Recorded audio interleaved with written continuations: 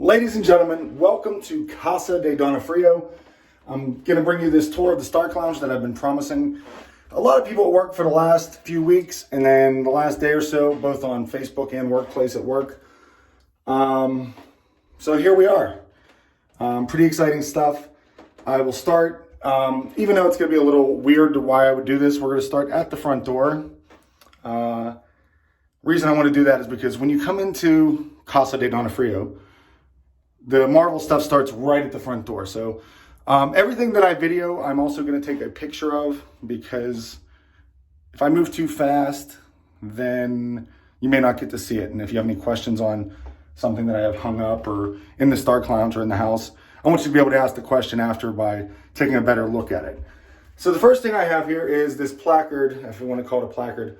My wife got me about a year and a half ago, maybe a little more than a year ago for my birthday.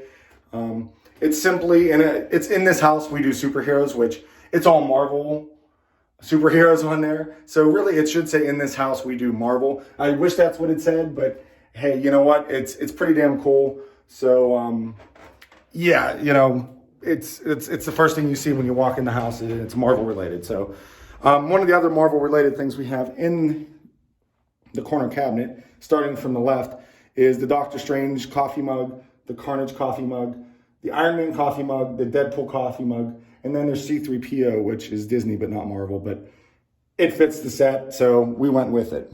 So, oh, another thing, I can't get too far into this. I'd be remiss if I didn't bring up the fact that big news today out of Marvel, out of the Marvel Cinematic Universe, the MCU. Spider-Man is back in the MCU. I did not time this to come out with that news. I had no idea that news was going to break today, or that it is even in the works. So we are celebrating with a little bit of the bubbly. It's actually ginger beer. It's not bubbly, because if I was drinking on a video that I'm going to show at work, that'd probably be stupid. So it's just ginger beer. Maybe later I'll have a little bit of alcohol to celebrate Spider-Man being back in the MCU. But for now, we're going with our favorite non-alcoholic carbonated beverage, and that's ginger beer. So as we work our way towards the Stark Lounge, I will show you. Don't worry about the Bob's Burgers ones. That's the wife's fandom. If you have a question about that, ask her. Up here, I have a Marvel calendar. However, making a joke about my wife, Lauren. She's the one that every year gets me a Marvel calendar. This one actually has, this month is Immortal Iron Fist. What's interesting about that is that whole Marvel calendar is actually the Netflix sector of the MCU. So it's kind of a bummer, because within the last year, right around the time she bought the calendar, a little bit after, the Netflix sector of the MCU has been discontinued. So a lot of people know my favorite character is Daredevil, which, as you'll see in the Stark Lounge, I wish I had some more Daredevil stuff. Maybe eventually I'll get something in there to hang up. But the Netflix MCU discontinued as of earlier this year. So let's take a moment of silence for the Netflix version of the MCU.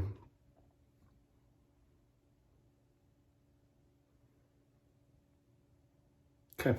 Yeah. All right. So here we go. We're about to go down the steps towards the Stark Lounge. Approaching the steps. Down there we go. All right. And when you get to the bottom of the steps, the very first thing you see, and I think I'll start this off with, I'll start with the artwork in the room, and then I'll move on to some of the relics, as I like to call them. Then maybe show some of the little things, and then get on to some of the Pop Funkos that we have. And again, I will be posting pictures of all this stuff after as well, so that if you want to get a better look at it or have any questions, I don't know if you have any questions. Anyways, first thing you see when you walk down the steps, the four, I don't want to call them the original Avengers, because they're not, but in terms of the MCU, they're the big four. You know, if you include Black Widow and Hawkeye as part of the big six, maybe even Nick Fury is the seventh. That's the first thing you see when you walk down the steps.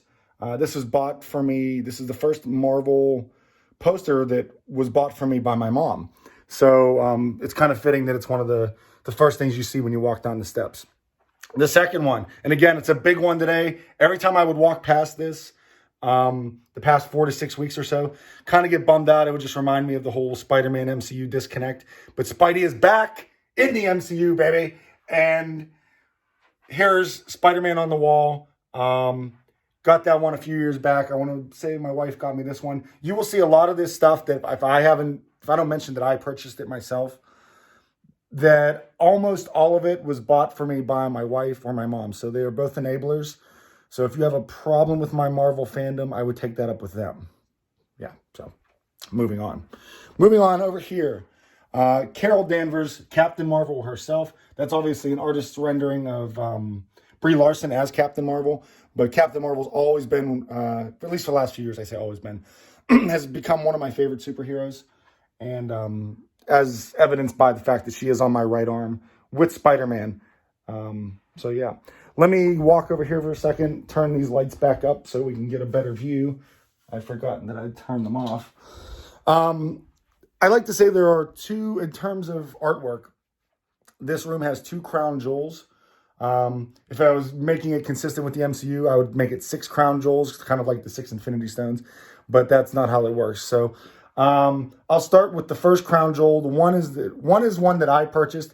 It felt like it took forever for me to get it, but it probably only took about a week or a week and a half to show up. And then we put it in a frame. But that is this right here. That is the artwork of Tony Stark, Robert Downey Jr. as Tony Stark, holding the Stark Gauntlet right before he snaps Thanos and his army out of existence. I felt like even before I moved in here that this had to go somewhere in the before I knew it was even going to be called the Stark Lounge. I had a feeling that a poster like this was going to have to go in the Stark Lounge. So it is one of the 2 crown jewels of the room and is a mainstay because some of this artwork, I feel like at certain points that maybe someday I will move them around or cycle them in and out. This one, the room's named after Tony Stark. So this one will not be going anywhere. This corner over here, I could just go ahead and probably call it the Cap corner. It's all Captain America posters. Obviously, the one is an Iron Man cover as well, but it does feature Captain America on it. So, yeah, that's pretty much the Cap's corner.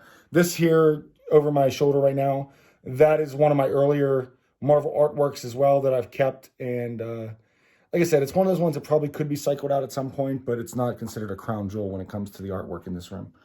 The last piece of art, like I said, the second crown jewel, or 1A, 1B, whichever one you want to call it. Another one that was purchased by my mom. That's one right here. It's all the Avengers that survived Infinity War and made their way into Endgame. Obviously, what I found interesting about this is if you look at Thor on this side, Thor still has his Ragnarok and Endgame look to him. And why that's interesting is that whoever did the artwork for this must have believed that Thor was going to keep or maintain that look from Ragnarok and Infinity War all the way through Endgame. So this artwork was obviously done before the release of Endgame to the public. So pretty cool stuff. Yeah. Let's move on to some relics. We'll start in this corner. The first one I have, the Eye of Agamotto. So if anyone knows the movies, and I'm sure if you're watching this, you know the movies. The Eye of Agamotto houses the Time Stone, worn by Doctor Strange. Really cool relic that was given to me by the comic book crew that I like to reference on Facebook, Eric and Katie. Actually, I think this one came right from Katie. Yeah, this was directly from Katie of the comic book crew. The Eye of Agamotto. It's one of my prized relics. It's one of my favorites, and eventually I will get a picture wearing it, but I just haven't gotten around to that yet. The second relic here is the Captain Marvel pager. That's the one that Nick Fury used at the end of Infinity War to help page Carol to come to Earth because all hell was breaking loose. And of course, I think everybody recognizes Mjolnir. The interesting thing about this relic, Mjolnir, is that this is actually a toolbox. So this is actually a real hammer, and inside that houses bits and tools and different things like that. So that's the first of a couple relics that I will show you. Next, on my left, you will see, let's start with the right. On right, closer to me, the Infinity Gauntlet that Thanos uses in the Infinity War. And then on the right is the Stark Gauntlet, which of course Tony Stark uses to snap Thanos back out of existence. In the middle is a Thanos Pop Funko. It's pretty cool. Him holding the Infinity Gauntlet. I thought that was a good fit for that. And then, of course, the Tony Stark sunglasses, or as I know a lot of people like to refer to them now since Spider-Man Far From Home came out, they're the Edith glasses, which is, even dead, I'm the hero. An interesting thing about that is they are ugly as sin. I think they look really cool sitting there, but to put them on, and it was a reference made in Spider-Man Far From Home. If you don't have the right shaped head or the right look, they kind of are ugly. But just for you guys, I'll put them on. You guys can judge. You guys can laugh, because I'm sure most people that are watching this are laughing anyway, because they think this is utterly ridiculous that Tony would do something like this. But I will put them on. You guys can laugh. Tell me how ridiculous they look. I have no interest in probably ever wearing these in public. My wife would not be seen with me. She loves me. She won't see me in public if I wear these in public. So there they are, the Edith/Tony Stark sunglasses. I wish I could pull off the look. I really do. But it doesn't work for me, unfortunately. So they will just sit up there with the rest of my relics.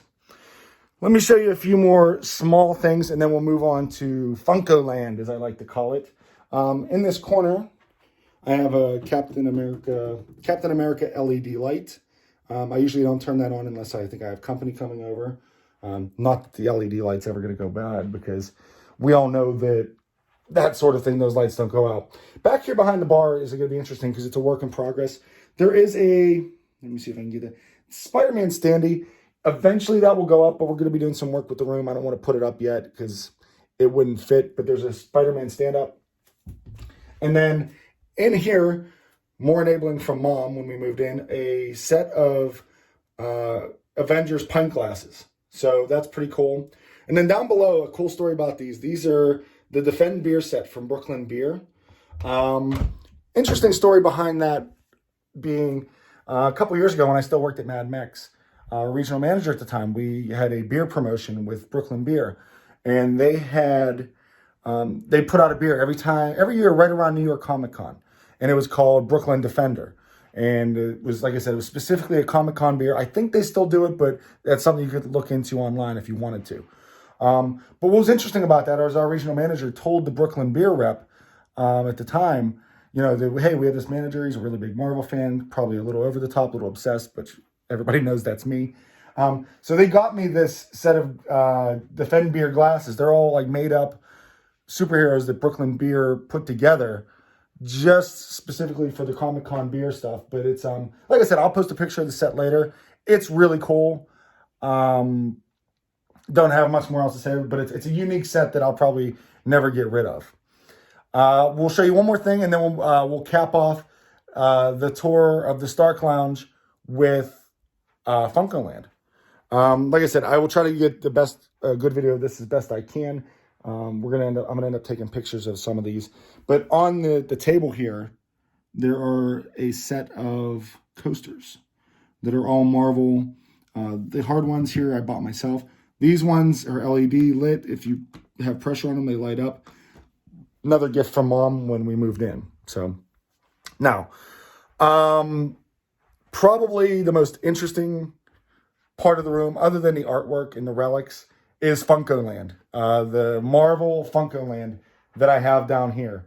Trying to think of the best way to show this. Like I said, what's going to be good about this is that I plan on posting pictures of all this stuff so you can get a better look at it if you don't get a look at it during the video.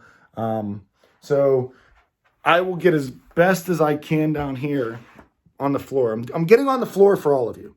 I hope you realize I don't like to crawl around on the floor, but I'm doing it for you guys just so you can see this. So here we go. And I'll do the best I can to... There we go. So this is Marvel Funko Land.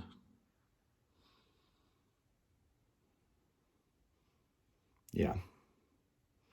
And it's hard to do this with this side of the camera, but again, I'm going to take pictures for you guys as I put my hand over the lens and really screw that shot up.